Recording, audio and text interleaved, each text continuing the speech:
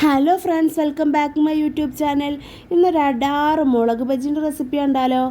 ആദ്യം തന്നെ ഞാനൊരു ഗ്ലാസ് കടലമാവ് എടുത്തിട്ടുണ്ട്. അതിൽക്ക് അര ഗ്ലാസ് അരിപ്പൊടി ചേർക്കുക.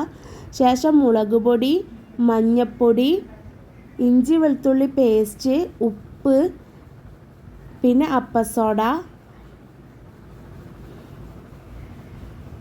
പിന്നെ ഒരു നുള്ള കായം ചേർക്കുക. ഇഞ്ചും വെളുത്തുള്ളിയും ചേർക്കുമ്പോൾ നന്നായിട്ട് നിങ്ങൾ ശ്രദ്ധിക്കണം. നല്ല അരഞ്ഞ പേസ്റ്റ് മാത്രം ചേർക്കാൻ ശ്രദ്ധിക്കുക കേട്ടോ. എന്നിട്ട് ഒന്നാകൊന്ന് മിക്സ് ചെയ്യുക, വെള്ളം ചേർക്കുന്നതിന് മുന്നായിട്ട്. എന്നിട്ട് ശേഷം വെള്ളം ചേർത്തിട്ട് നന്നായിട്ട് മിക്സ് ചെയ്യുക.